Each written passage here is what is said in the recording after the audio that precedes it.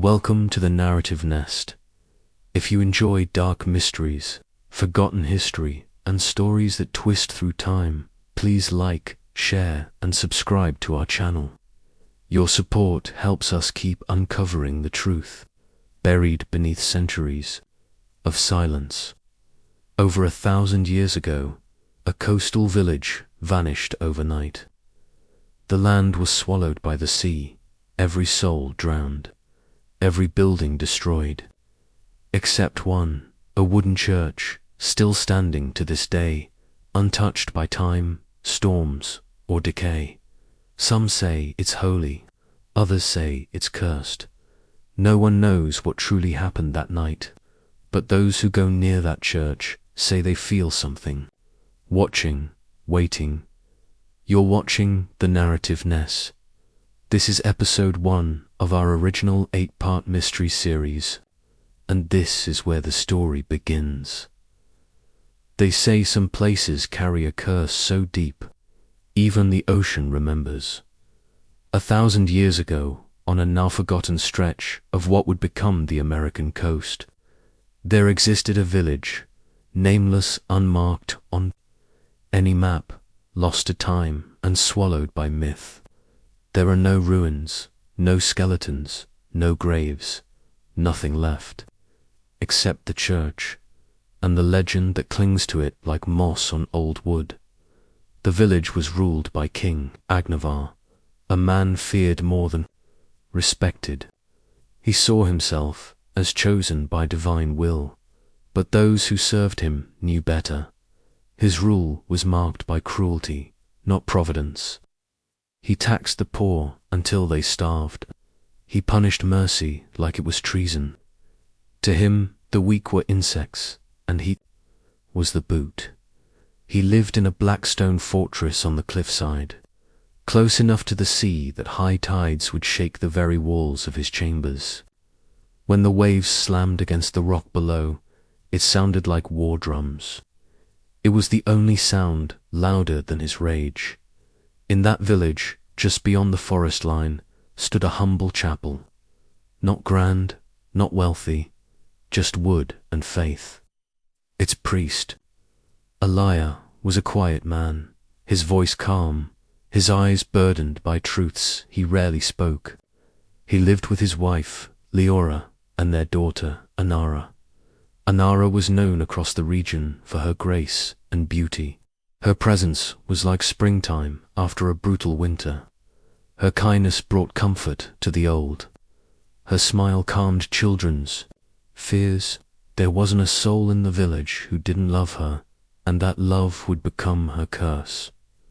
One day, during a rare visit to the chapel, King Agnavar arrived with his soldiers. He entered not to pray, but to watch. Anara was tending to the small garden behind the chapel, planting lilies, her hands covered in dirt, sunlight dancing across her hair. The king stared through the stained glass window, unmoving. Something in him shifted. Not love, he was incapable of that, but want, desire, possession. That evening, he sent word. The priest was summoned to the court. Elijah went, though he knew in his heart nothing good would come of it. Inside the king's throne room, Agnavar wasted no time. "I want your daughter," he said. "She will be my queen." Elijah's silence was his answer. The king leaned forward. "You should be honored. I could have her taken." "You don't want a queen," Elijah replied. "You want something to own." Agnavar's face darkened. "Watch your tongue." But Elijah didn't flinch. "Some men rule through fear because they have no wisdom left. But you have no soul." That was the end of the meeting. Elijah walked out alone, but the king wasn't finished. That night, under a new moon, Agnavar's soldiers surrounded the chapel. No one in the village intervened. Doors shattered. Elijah fought, but there were too many.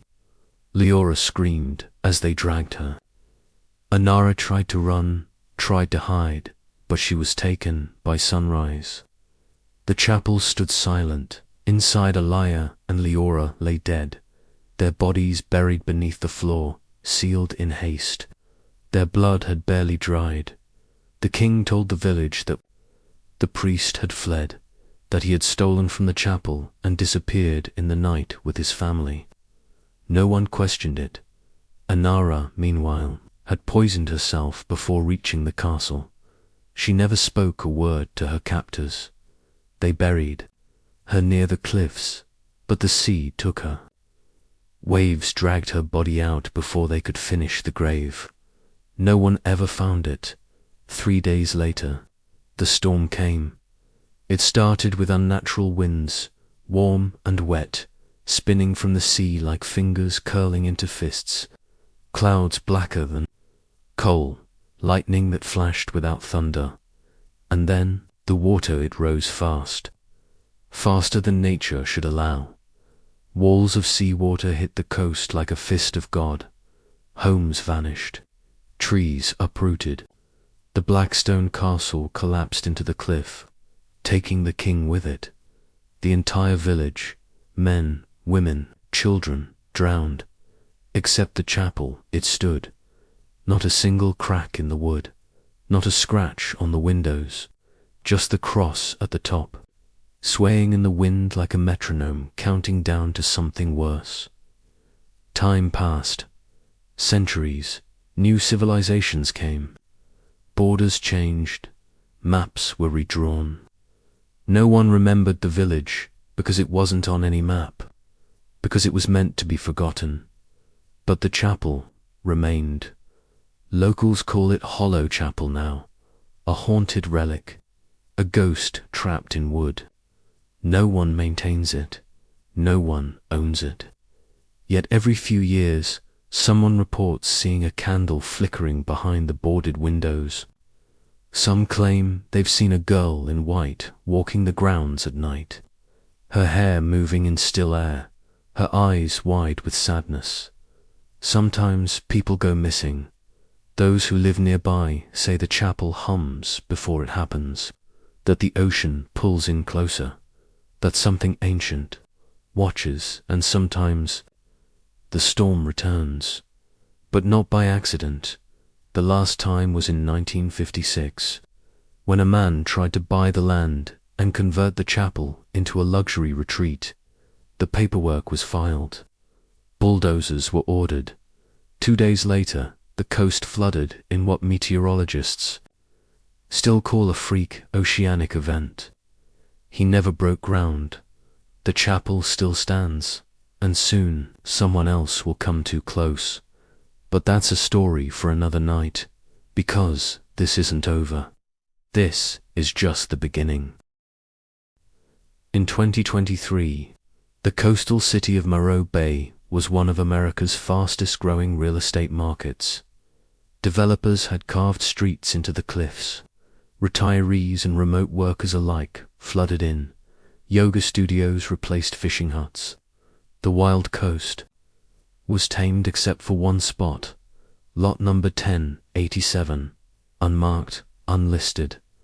It appeared on no city plans, carried no price, and sat behind a rusted chain-link fence surrounded by cypress trees twisted by wind. At its center stood an old wooden church, rotten, half-sunken into the earth, and yet oddly intact. That was where the Dawsons bought. The house, not on the lot, just near it. The property was stunning. A modern grey stone house with glass balconies, tall pines, and a view of the Pacific that seemed to stretch forever. It was priced below market value. Quick sale opportunity, the listing said. Mark Dawson thought it was a steal, a place to start fresh. He'd just taken a sabbatical from teaching after a rough year. His wife, Adrienne, was a freelance photographer looking for quiet. Their son, Caleb, age 9, had been having strange dreams, the kind no doctor could explain. He drew things no child should imagine. Moving here, they hoped, would give him peace. But peace wasn't waiting, not here, the first night. While Adrian unpacked boxes and Mark checked the generator, Caleb stood by the upstairs window and stared across the road. "Mom," he said quietly, "who's that in the church?" Adrian joined him. "What church, baby?" He pointed across the pines, through the mist. There it was, the chapel.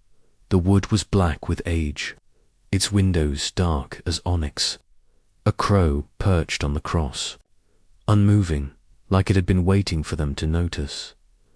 Adrian's breath caught. She hadn't seen it when they toured the house. It hadn't been in the photos. "I don't know," she murmured, "but no one lives there." "There's a girl," Caleb whispered. She was looking at me. Adrian scanned the trees. There was no one, just silence. She told herself it was his imagination. She would do that a lot in the coming days. The next morning, Mark asked the mailman about the chapel. The man paused, lowering his sunglasses. "You're in that new house," he said. "Didn't know it finally sold." "Yeah. What's the story with the church?" The mailman shook his head. "It's always been there. Way I heard it, the land's owned by the county, but no one touches it.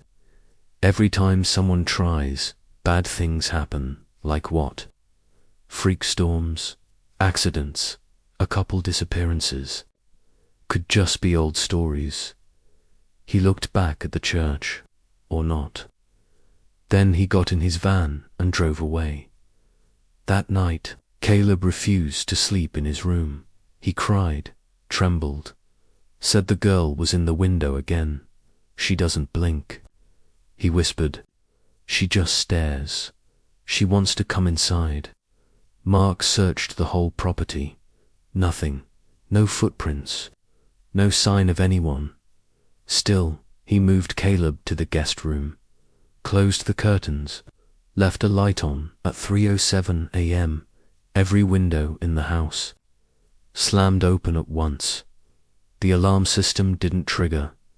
Outside, the wind howled, but only around the chapel.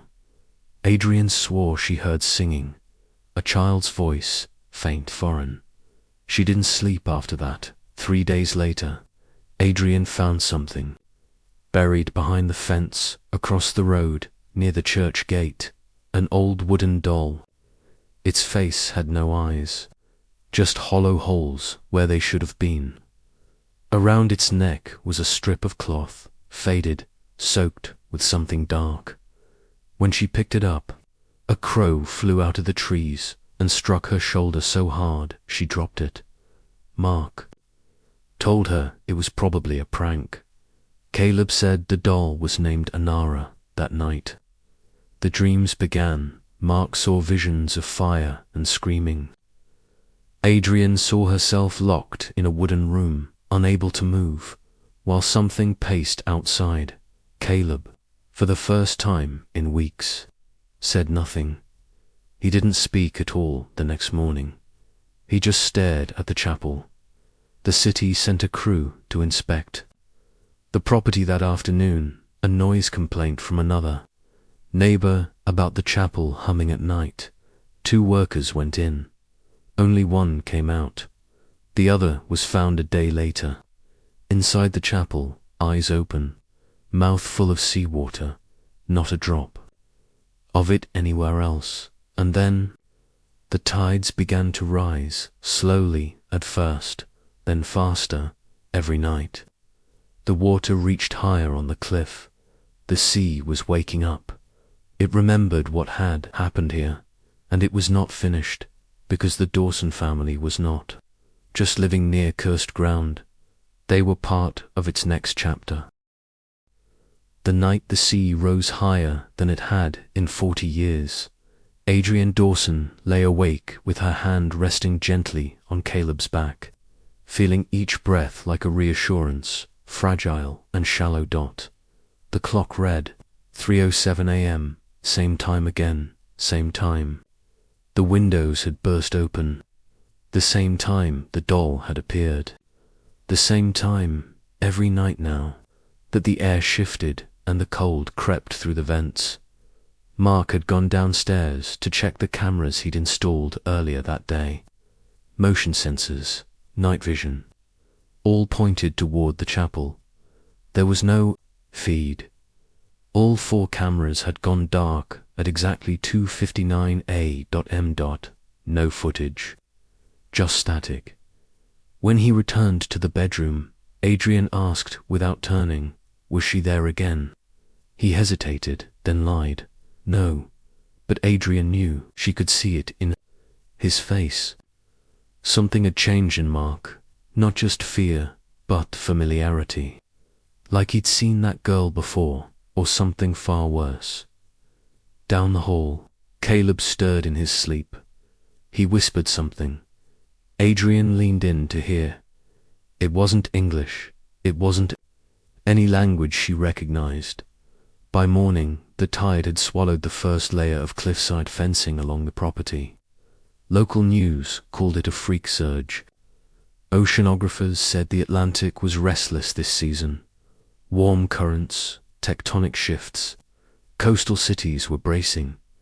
But in Morro Bay, the water rose for one reason only, the chapel, and that morning, as Mark stepped onto the porch, he saw something carved into the mailbox. 3 words, etched deep in symbols he didn't understand. Caleb stood behind him, barefoot, still in his pajamas. He looked up and said, "It says, the debt is not paid." Mark's heart dropped. "Who told you that?" Caleb didn't answer. Later that day, Adrian took Caleb to the local library, hoping a change of scenery might help. He hadn't been eating. He barely blinked, and he kept drawing endless frantic sketches of the chapel, always from different angles, always with the girl in the window. Sometimes there were others with her, blurred figures in robes. Sometimes fire, sometimes water, sometimes the church was upside down at the library. While Adrian browsed for local history books, Caleb wandered into the restricted archives. When the librarian found him, he was seated on the floor, flipping through an unmarked binder filled with brittle, handwritten pages. "Where did you find that?" she asked. "I didn't," he said. "It found me." The binder had no barcode, no record.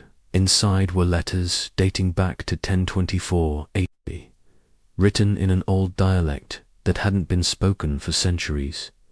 One page was marked with a smear of ink and something that looked disturbingly like dried blood. Adrian took a photo of one of the pages before the librarian insisted they leave. When she got home, she ran the script through an OCR tool. The software returned fragments, rough translations. She read the words aloud. "The king's sin must drown 1,000 times to be forgotten. The ocean will not forget. The chapel remembers. They are buried in it, but not silenced. One day the blood will speak again." That night, Caleb spoke again in his sleep. It was a woman's voice, clear, cold, and furious. Adrian heard it through the baby monitor. Not static, not glitch. A full sentence, spoken in the same ancient dialect.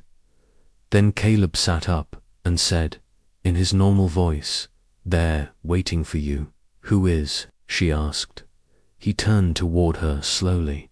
"The ones below." Across town, an anonymous letter arrived at the city council office.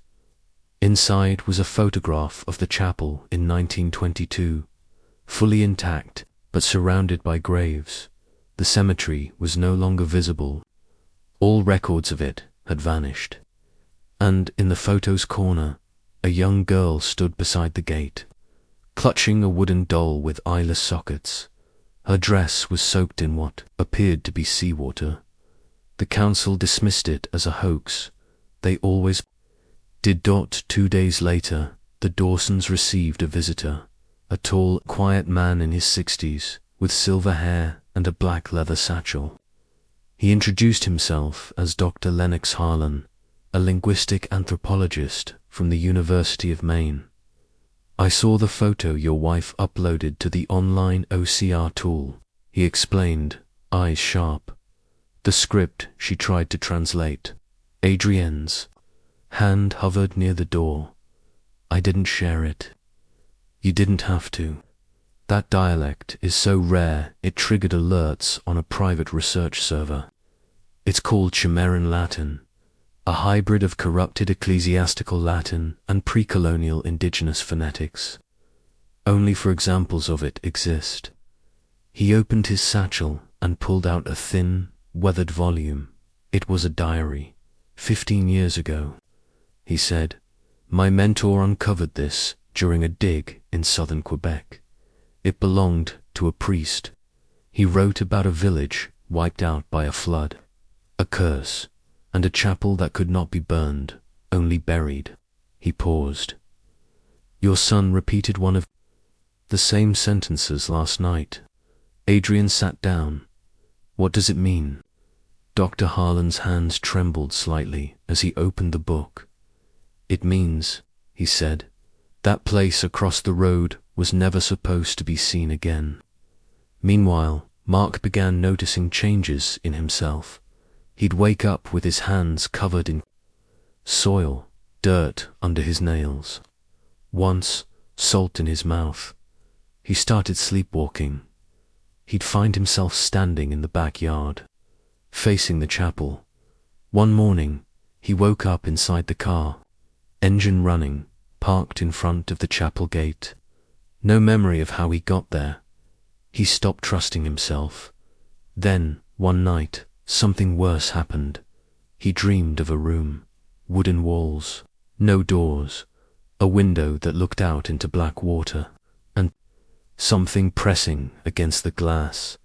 Not a face, but a shape. It whispered, not with sound, but pressure inside his skull. He woke up choking. Salt water poured from his mouth. Adrienne wanted to leave. He agreed. They packed that same night. But as they started the car, Caleb spoke from the back seat. "We can't leave." "Why not?" Adrienne asked. Caleb looked out the window toward the chapel. "They won't let us." And then all 4 tires exploded at once. No nails, no spikes, just shredded rubber, like something inside had burst out. The next morning, Dr. Harlan returned. He brought something with him. A map, drawn in 1621.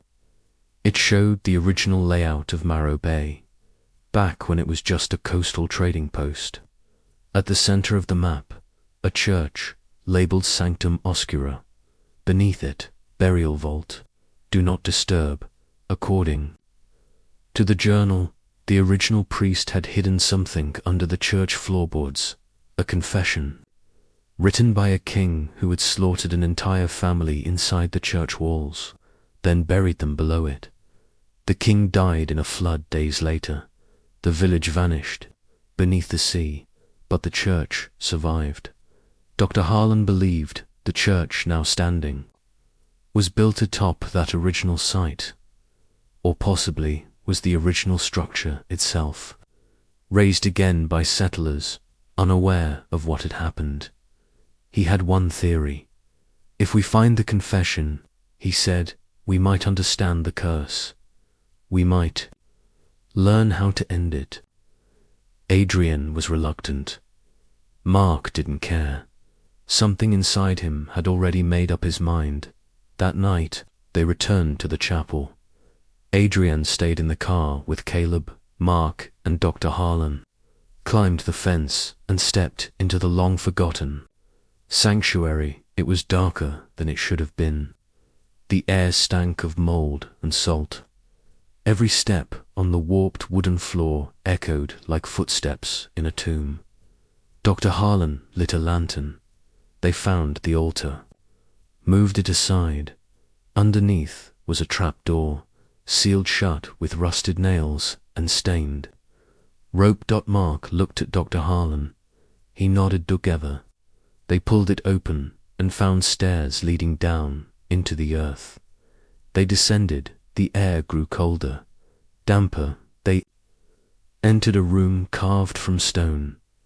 Primitive, claustrophobic, at its center stood a stone table, on it a chest, old iron-bound, covered in the same symbols carved into the Dawsons.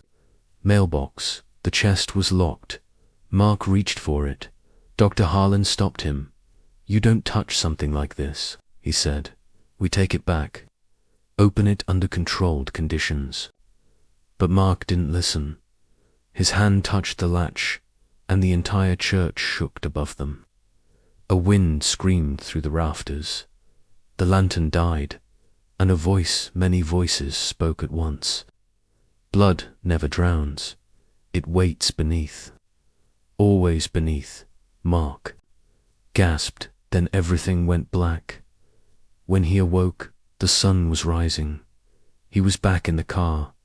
Adrian was crying. Caleb was asleep. Dr. Harlan was gone. Mark hadn't said a word since sunrise. He sat with the chest on his lap, his knuckles white where his fingers gripped its iron edges. His breath fogged the window as Adrian drove, knuckles tight around the steering wheel. Caleb slept deeply, almost unnaturally, in the back seat, mouth slightly open, face pale. Dr. Harlan had vanished. No blood, no struggle, just ... Gone. They had searched the church's lower chamber after the tremor passed. Every stone, every echo, nothing, as if the man had dissolved into the walls. The only thing left behind was a single page torn from his notebook. Lying near the chest, 7 words. "The drowned do not forget the living." They took the chest back to the house. Adrian didn't want to bring it inside, but Mark insisted. He said it felt cold, like it was still underwater. He meant to study it, but hours passed, and he simply sat there with it, staring, tracing the engraved symbols with his fingertips again and again. Murmuring sounds, not words, like he was trying to recall a song he'd once heard in a dream. That night, he moved it into the basement. He locked the door. He didn't sleep. Adrian woke around 2:40 a.m. to whispers, not from Caleb's room, but from the air vents. She stepped into the hallway and immediately heard it again, low, garbled, wet dot, like someone chanting from beneath the floorboards. She rushed to Caleb's room. He wasn't there. The basement door was open. She ran. She found Mark on the floor, on his knees, chest opened. Its contents were scattered around him, crumbling paper scrolls, rusted rings, a child's bonnet, a dagger soaked in black corrosion, and a fragment of what looked like a mummified hand, small, and clutching a strand of blonde hair. Caleb sat beside him, completely calm, eyes open but empty. Mark was reading aloud from a scroll, no dash reciting. The words weren't English.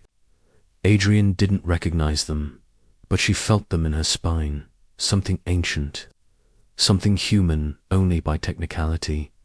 She screamed at Mark. He didn't hear. She grabbed Caleb and ran upstairs. The door slammed shut behind her. By itself, she called the police. They arrived 20 minutes later. The basement was empty. No Mark, no chest, no artifacts, just bare concrete floor, as if nothing had ever been there. That afternoon, the tide rose again. This time, the sea didn't just creep, it slammed. Marrow Bay's southern docks were torn apart.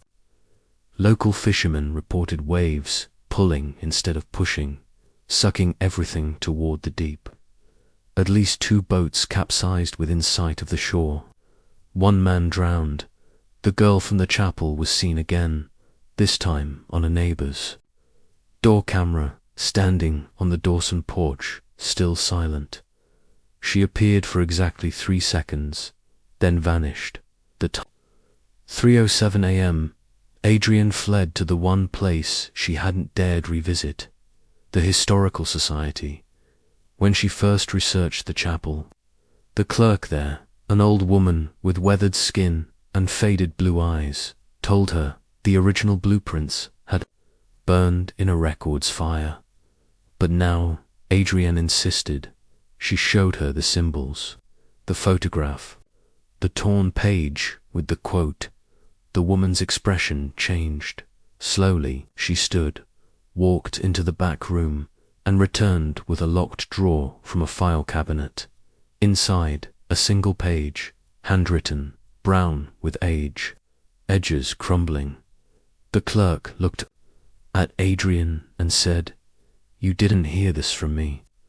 It was a confession, not signed, not dated, but clearly written by someone of authority.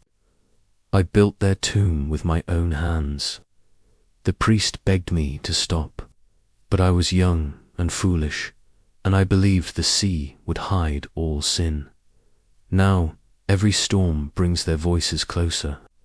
Every wave is a wound reopened. The chapel is not holy. It is a gate. May it never open again." Adrienne returned home to find the power out. The house was cold, the walls were wet, and Caleb was standing in front of the fireplace, speaking to someone that wasn't there. "Who were you talking to?" she asked softly.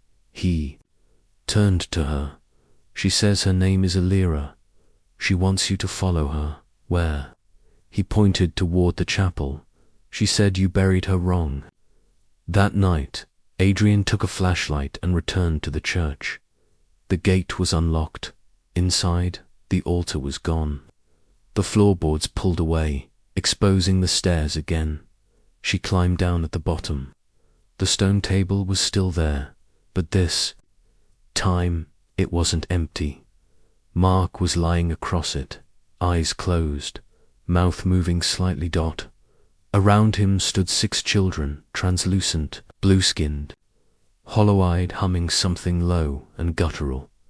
She froze. Then one of them turned to her and smiled. "You can take him," it said, in a voice like water boiling under ice. "But the price must be paid." Adrian stepped forward. "Take me instead."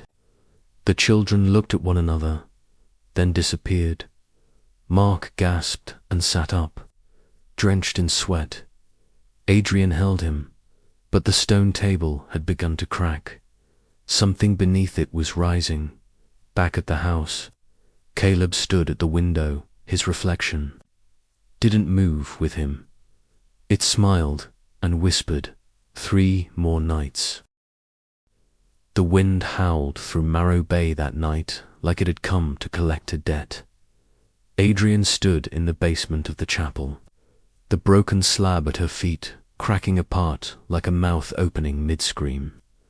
Mark, barely conscious, was slumped against her. The ancient stone table beneath him had split, revealing a hollow beneath a passage that seemed to breathe, exhaling damp, foul air into the room. "We have to go," she whispered. But even as she said it, her feet stayed rooted, because something was calling, not aloud, not even in words, but she could feel it, a pull from deep below. Like the ocean had hands, and they were clawing their way up through the foundation. Mark stirred. His eyes fluttered open. "We can't leave," he muttered. "She's not done." "Who?" Adrian demanded. But she already knew. Elira. The name had passed Caleb's lips earlier that day, and now it echoed in her mind with the certainty of a curse. A name pulled from the dirt, from 1,000 years of silence. Lira. By morning, Mark had recovered enough to walk. Adrian guided him back to the house, careful not to speak of what they'd seen.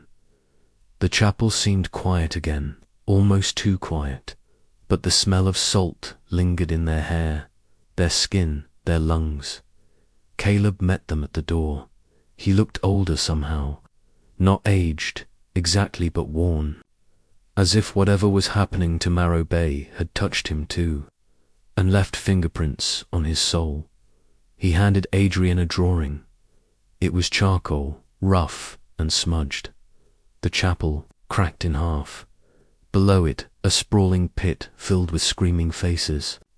Above it, 6 children holding hands, forming a circle around the shattered altar. One of them wore a long white dress. Adrienne stared. Caleb pointed. She showed me. She said we broke it, that now it's awake. What is? He looked up at her. The Hollow King.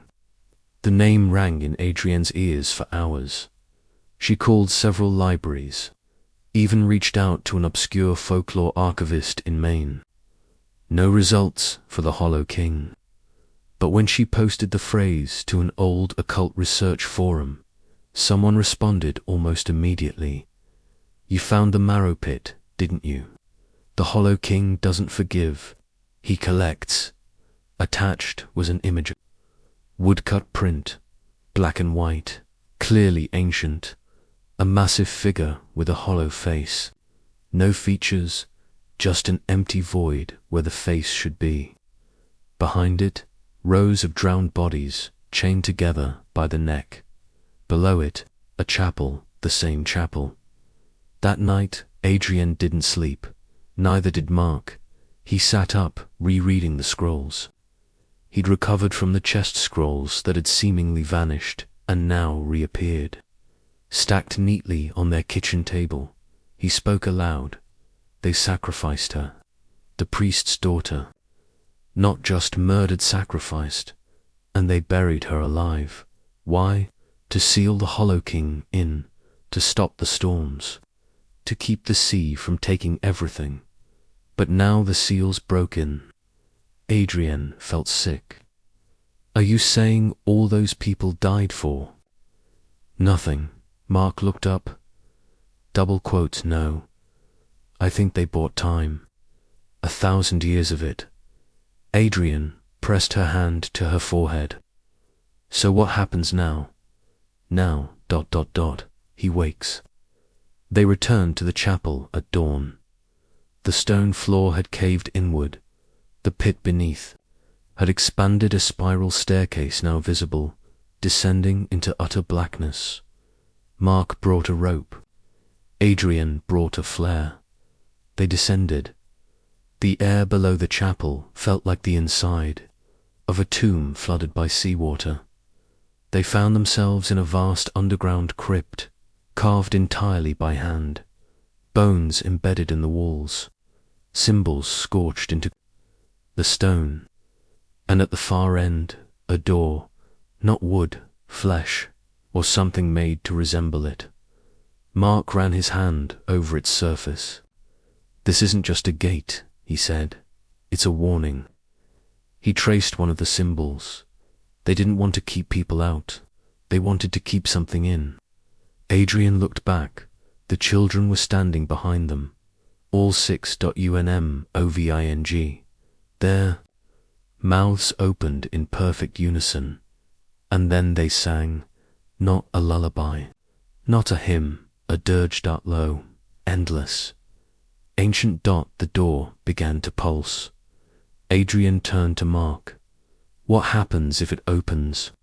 He didn't answer, but the tears in his eyes were enough. Back in town, the ocean began to rise again, not with waves, with arms. Fishermen saw them, first white limbs stretching up from the sea floor, grasping at the docks, pulling themselves onto land, eyes like empty sockets, voices like crashing waves. They whispered one word: return. The mayor called for evacuations. The police couldn't explain what they were seeing. The sky turned a deep, bruised purple. Thunder cracked sideways, and the chapel door, the one in the basement, made of flesh and bone, tore open. Not outward, inward, like something had called it home. Mark and Adrian watched as the Hollow King rose. Not a creature, a void, a walking emptiness, pulling sound and light into itself, reshaping the air around it. The children knelt. The pit began to flood with black water. Adrian grabbed Mark's hand. "We can't stop this." He looked at her. "No, but maybe we can trade." "Trade what?" Mark stared down into the flood. "A soul for a seal. That's how they did it last time." Adrian's breath caught. "Mark, no." He stepped forward. The Hollow King turned, faceless but aware. Mark spoke one word, "Take," then leaped. The pit closed, the water receded, the children vanished, and the door sealed itself shut. Adrian awoke on the chapel floor. Alone, the pit was gone. No staircase, no crypt, just solid stone. She stumbled outside. Marrow Bay was quiet. No storms, no whispers, just gulls in the distance, and the sound of waves, normal waves. Caleb ran to her from the tree line. He looked different, whole, and when he hugged her, he whispered, "He bought us time." But as the sun rose, somewhere far out in the ocean, a bell tolled beneath the waves. Once, twice, 3 times, and the tide began to turn again. The ocean that had once retreated now returned in pulses. A week had passed since Mark vanished into the Hollow King's pit. The chapel had sealed itself. No one believed Adrian, not the town council, not the handful of federal agents who arrived to investigate possible geological instability, and certainly not the internet trolls who'd labeled her as a hoaxer looking for clicks. But Adrian didn't care, because she remembered, and so did the children. They came back one by one. Caleb first, his sketches now more detailed, showing figures that hadn't appeared in his visions before. Alira in different forms, not just a girl, but something ancient wearing her skin. Then Iris, a girl who'd gone missing 2 years ago from a nearby foster home, reappeared on Adrian's porch, barefoot and covered in sea salt. "He's still hungry," she whispered. "Who is?" Adrian asked. The girl looked out toward the ocean. "The one in the hollow. He's chewing through the seal." Adrian knew what it meant. Mark's sacrifice hadn't ended it. It had only bought time. Just like the first girl, the one they buried alive 1,000 years ago. That morning, Adrian went to the town's archives. She'd combed through them before, but now she searched with intent. Not for the church's history, but for patterns. She found them in the coroner's logs. Every 87 years, 6 unexplained drownings, not in the sea, in dry bathtubs, empty wells, even kitchen sinks. Children, all between 8 and 11, always 6. Always on the 6th full moon after the spring tide, the last event. 1938. The next was due. In 3 weeks, Adrian gathered the children who'd returned, now 5 in total. Caleb, Iris, Jonah, who'd been mute since coming back, but began drawing spirals in dirt. Mina, found asleep in the chapel's pews with seaweed braided into her hair, and Kay, who said he remembered being pulled out of time. They weren't normal anymore. Adrian knew it. She didn't ask what had happened to them beneath the chapel. She only asked one question: "Can we stop it?" Kay looked at her. Eyes too old for his face. "Only if we bury him again." But how do you bury emptiness? That's when Adrian remembered the scrolls. The ones Mark had translated, that later disappeared. They were back, stacked on her kitchen table, but this time the text had changed, not translated, transformed. One scroll now bore a map. Another showed a ritual, but not just in symbols, in movements, in placements, even in tones. It required 6 voices, 6 vessels, and one who had heard the Hollow King and lived Adrienne. They would do it on the 6th, full moon in the chapel.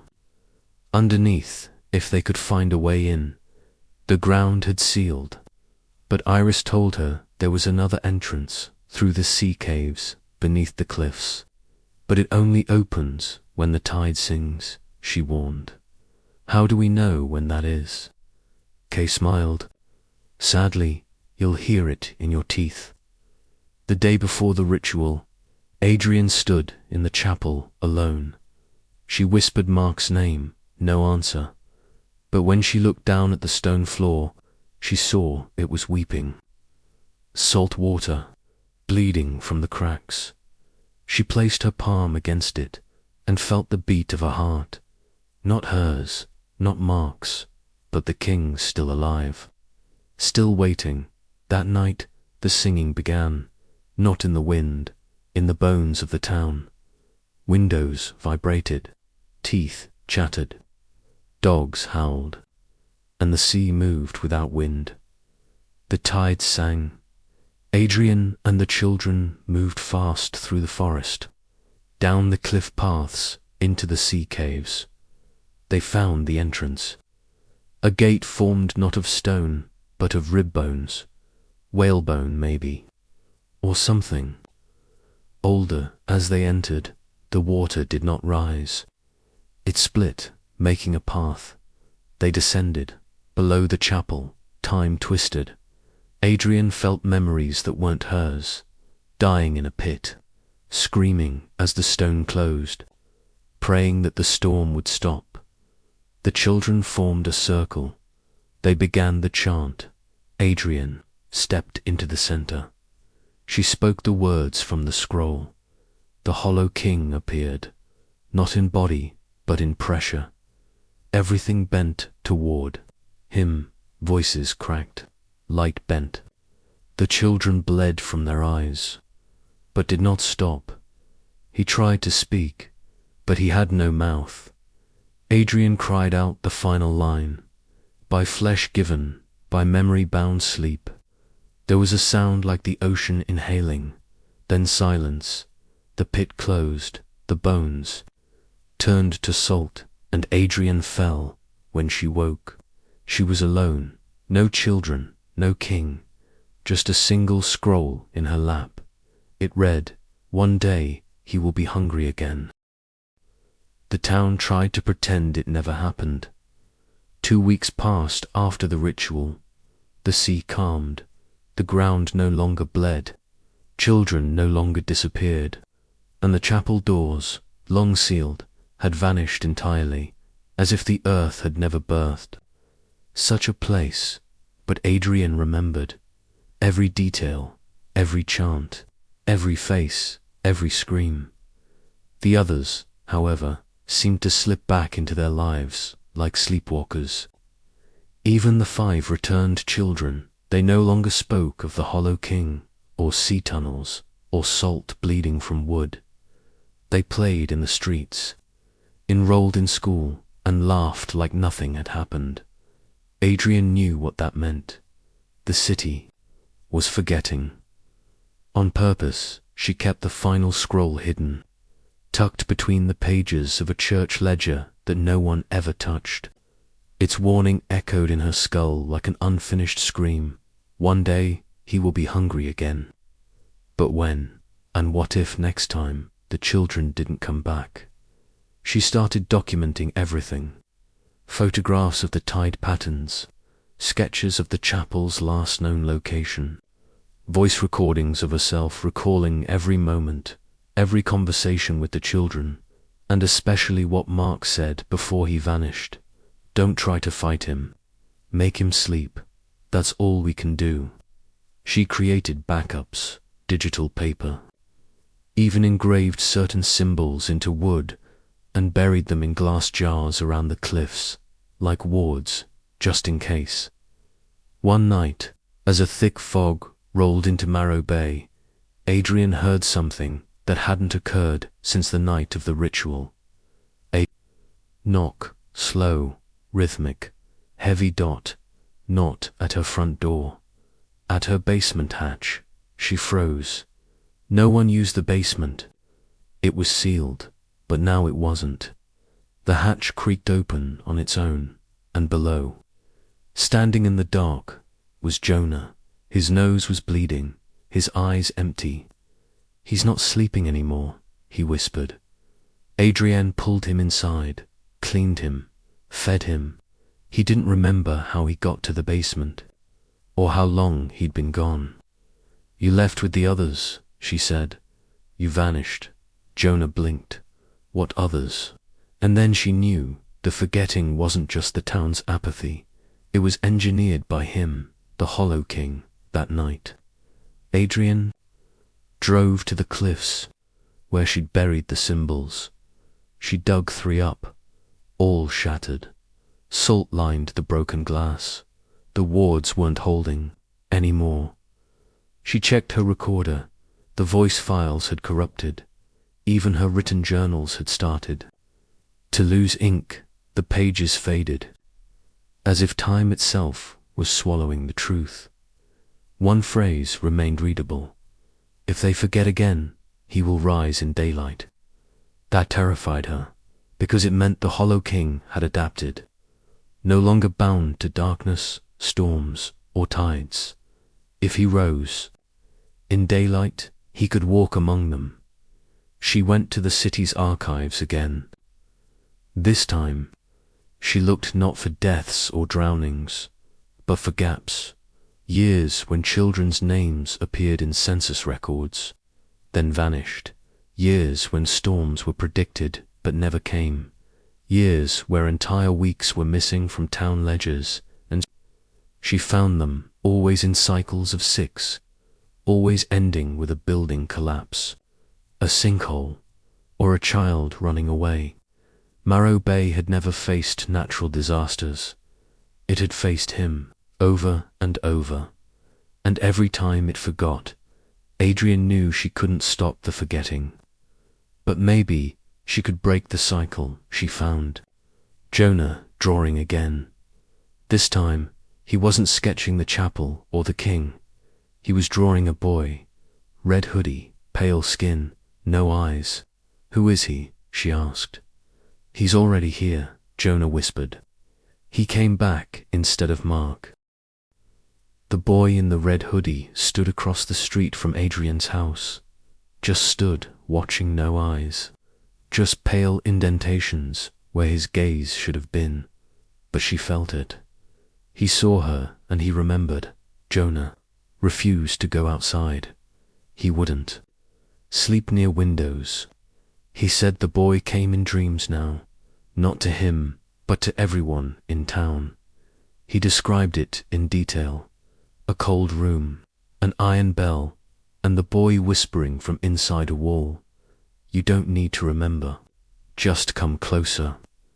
Adrienne watched the neighborhood shift again. People seemed tired. Children got nosebleeds.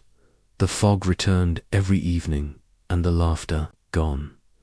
No one talked about the sea. She found the scroll again, only now the ink was fresh, as if it had rewritten itself. It showed a figure, a woman, in the center of 6 children. Above her, the Hollow King opened like a wound in the sky. Below them, a symbol she hadn't seen before. 2 loops, one broken. It wasn't T, a seal. It was a key. She went back to the sea cliffs. 3 of the 5 children had returned again, or so she thought.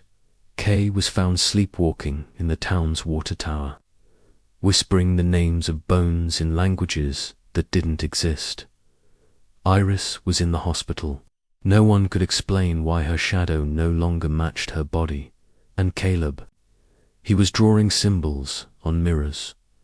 Backwards, Adrienne gathered them, one last time, and they all said the same thing.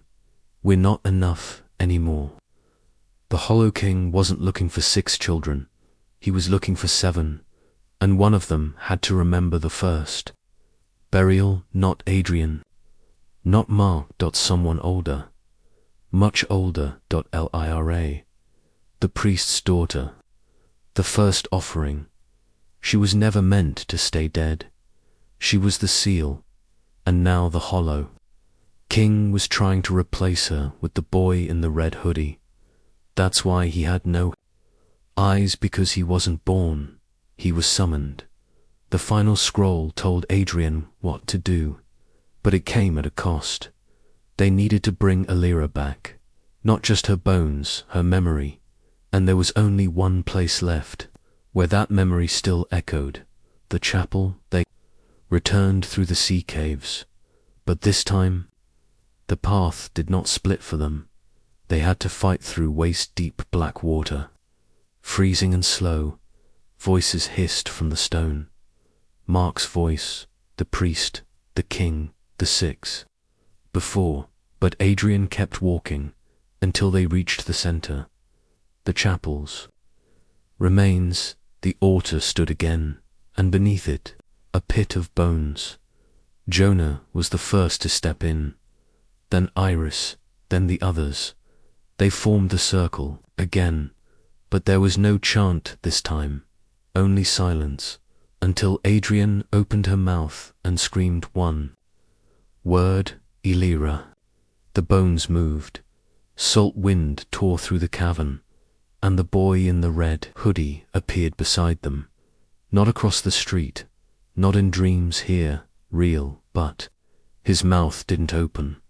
Instead, his chest split, and inside was a bell beating. Alive. The Hollow King had found a body. Adrian didn't run. She walked toward him, reached into the chest, grabbed the bell, and rang it once, twice, 3 times. Each child screamed. But they held the circle, and then from the pit of bones, she rose. Lyra, still young, still weeping, but now with fire in her mouth. She stepped forward and sang a song that broke the cavern, shattered the bell, unraveled the boy, and forced the king back into the crack between moments. The ground closed. For good this time. When Adrian woke, she was on the cliffs. The children were gone. All of them, except Mark, sitting beside her, smiling. Double quotes, I traded my place for hers, he said. It's finished. Marrow Bay still forgets. The fog still rolls in. But Adrian remembers, and so does the narrative. Nest, because some stories aren't meant to disappear. They're meant to warn.